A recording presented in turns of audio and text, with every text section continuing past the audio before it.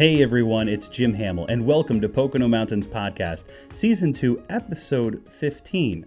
We are in the dog days of summer here. The big Pocono race weekend is coming up at the Tricky Triangle, July 22nd through the 24th, featuring Explore the Pocono Mountains 225. And the beginning of fairs and festival season is also upon us. But there's one event that's happening again this year at a farm along the Delaware River. It's taking place each year for 10 years, and it's got a pretty powerful message as well. Farm Arts Collective has been rehearsing for Dream on the Farm, running August 3rd to the 7th at Will-O-Wisp Farm, north of Honesdale. This is the third year in a decalogue of plays about climate change, and it's called The Tavern at the Edge of the World. We caught up with the folks behind the annual performances. More on that in a bit. The Poconos is a year-round destination for millions of people, and with 2,400 square miles of forests, mountains, lakes, and rivers, with iconic family resorts, historic downtowns, and more, it's the perfect getaway. You can always find out more on PoconoMountains.com or watch PTN, the Pocono Television Network, streaming live 24/7. Thanks for listening to Pocono Mountains Podcast. We'll have a new episode each week, highlighting lots of the fun things you can experience while you're visiting the Poconos. Subscribe and leave a review and or comment on whatever platform you listen. Now, back to the episode. We stop to meet Tanis and Jess and the rest of the acting troupe and learn what they do and why they do it. They were even featured in a New York Times article last year. Here's parts of my discussion on the farm about Dream on the Farm. Enjoy. My name's Tanis Kowalczyk. Perfect. We're like a stone's throw from the Delaware. This is your guys' farm. And you started bringing out like this yearly, this decalogue that a bunch of actors, actresses have been working together on the farm. And it's brought people out in droves previous years. Now you're back this year. What's this like for everybody to be able to put on this performance? Well, it's been really a galvanizing experience, I think, for the community and for our actors. And we're also farmers. A lot of the people in our company are also working here at Will-O-Wisp Organic Farm. So this project is really bringing together a lot of people's talents and special skills to create an original theater performance. Every year we're doing a new play about climate change. So each year we take a kind of different perspective, or we look at it from a different point of view. And this year we're actually going into the future, into the year 2062, to look at what could the world be like here at this farm. It's actually set in a farm at a fictitious tavern on a farm. And so we're really having fun. I mean, some of the stories are not necessarily fun because we're imagining, more extreme weather. We're imagining it being harder for the people who come to the tavern and who are at the farm to grow the food, and that they're just facing challenges. And so it's been really interesting to just think about it together as a theater company and as a community about it. And this is a gorgeous setting, right? Like right Beautiful. Up here, nestled along the Delaware, and for people to, commune with the farm and, drama and, kind of a telling tale, right? It's got to be a unique experience. Yeah, I think the experience for people when they come to see Dream on the Farm is that they're not only going to see a theater performance, but they're going to a beautiful location where they're reminded of what can be lost, what we have at stake, which is a food source, which is a clean water right next to us at the Delaware River, and a kind of a community that is formed around a farm, whether it's the theater company or the people who come to the farm to buy their food every Thursday, the people who buy food at our farmers market. So there's so much at stake, and so it's like just this beautiful reminder of nature is all around us here where we live, and that we need to take care of it. And doing a theater performance, we're not just it's not just a lesson or a climate change talk. It's like a piece of art where they get to feel things and listen to really interesting music and meet characters that are telling a unique story. And so it's you just get to think about it in a different way while being entertained with a bunch of other people in a cool setting. And you guys had, some pretty good press about this too last year. That's a pretty, Yeah, hey, put you on the map for that. Definitely this performance decalogue, this 10 theater performance series, one play every year about climate change, is starting to get some traction. People are starting to know about it. We had a really nice story in the New York Times last summer, great photo essay. It's just really nice that people are starting to learn about it.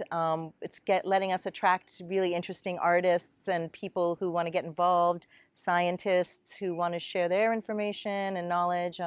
It's just been really, really like an interesting piece to draw people towards. Well, we have two really, really good websites. Will-O-Wisp Organic Farm has a website, www.Will-O-Wisp Organic Farm, as does Farm Arts Collective, farmartscollective.org. And we have a lot of wonderful pictures and explanations on the website just talking about how we're working. And so what Farm Arts Collective is an organization. We're a not-for-profit collection of human beings who are interested in 4 life-sustaining practices, and that's farming, theater and art, food and ecology. And so we're really looking at ways of bringing those together in innovative ways. So it's like theater on a farm and doing workshops about farming and food, but we're also doing some really interesting classes and workshops on racism, anti-racism, and just like opening up our consciousness to the world around us and the people around us.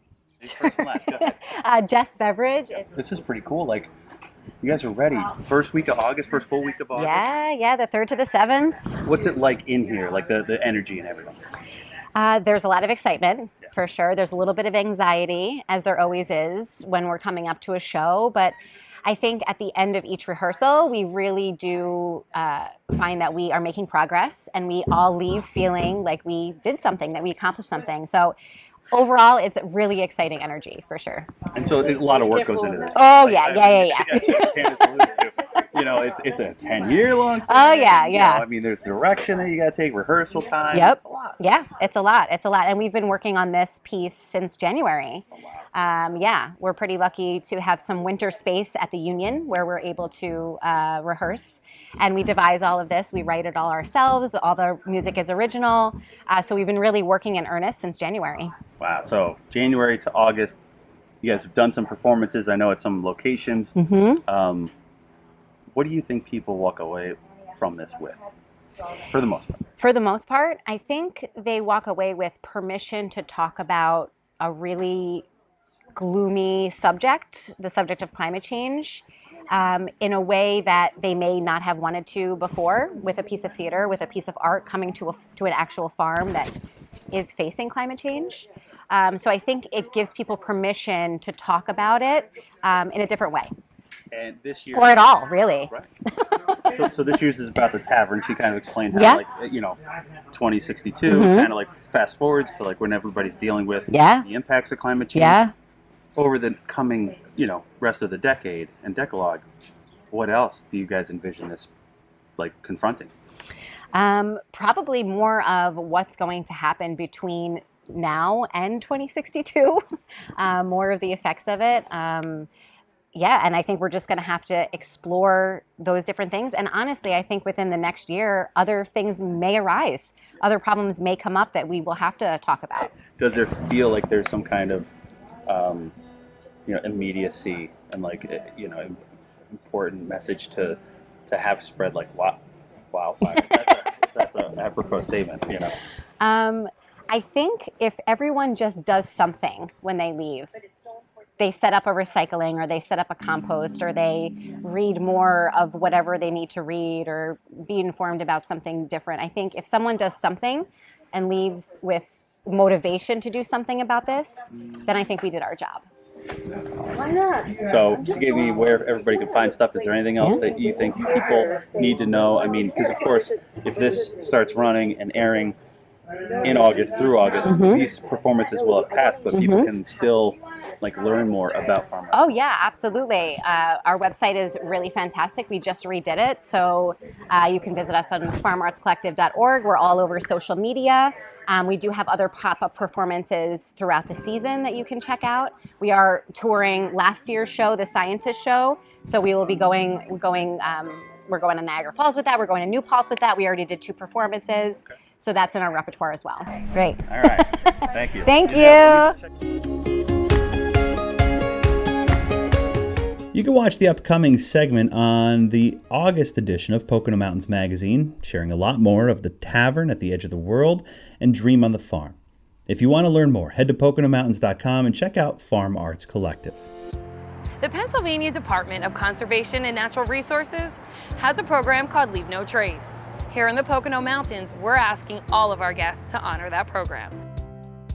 Plan ahead and prepare. Travel in smaller groups when possible. Travel and camp on existing sites and pathways. Dispose of your waste properly. Leave what you find. Minimize campfire impacts. And respect wildlife. We're back. Thanks for listening to Pocono Mountains Podcast. I'm Jim Hamill. Now for a Pocono Mountains Podcast Extra. As I mentioned earlier, we have lots of fairs and festivals planned this summer, including county fairs and festivals, even one on Lake Wallenpaupack. Here's a listen to the recent segment from Pocono Mountains Magazine with updates from around the Pocono fairs and festivals.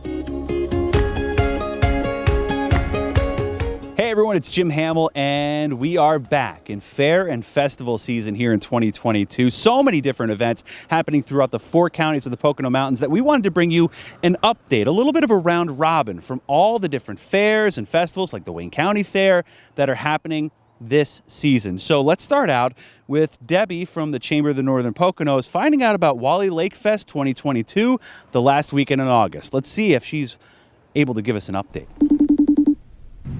Hey, Debbie.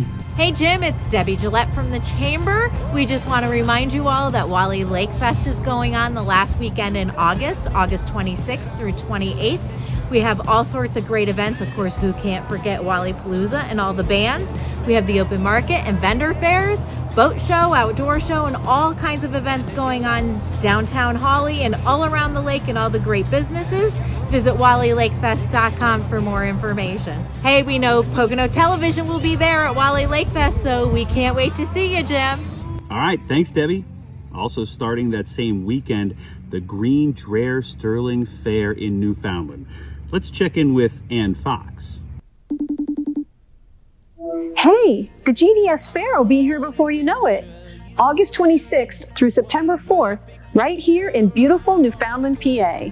More information can be found at gdsfair.org. Come join us. All right, from one fair to another and from one Fox to another, Melinda Fox at the Carbon County Fair gives us our lowdown for this season. Melinda?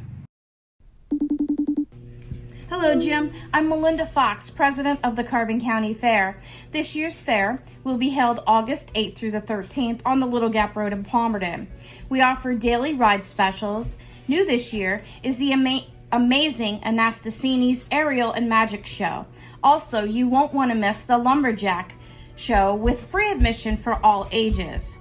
Returning this year is our Coal Cracker Cornhole Tournament. Musical entertainment includes Mystery City, the Fabulous Grease Band, Kramer Brothers Band, Nashville Music Company, Ronnie McDowell, and many others. And as always, we will have 2 mudslinging demolition derbies. We hope you can come out to enjoy all the fun, food, and entertainment we have to offer. See you at the fair. All right, Melinda, thank you. Now on to another fair right here in Wayne County. Jeff Firmstone is the guy with the Wayne County Fair in its 160th year. Jeff. Hello, Jim. Wayne County Fair, August 5 to 13. Still pay one price admission. Includes being on all the rides all day, parking, and admission to the fair. This year we're featuring, as always, our Monster Truck Show. Also, we have new entertainment on the grounds, the Andy Rott's Wild West Show, a new attraction at the fair. Can't wait till August 5 to 13 for Wayne County Fair, Honesdale, PA. All right, Jeff, thank you very much. Also happening around the same time in August, a milestone for the West End Fair in Monroe County. Courtney is a proud second-generation director of that fair, and she is ready to let us know all about what's happening for this year when they celebrate the century mark. Courtney here with the West End Fair. We're super excited for the community to join us this year for our 100th year celebration. There's going to be so much fun for everybody. Games, rides, food, local vendors. The beer and wine garden this year is going to be extended, and there's going to be live music.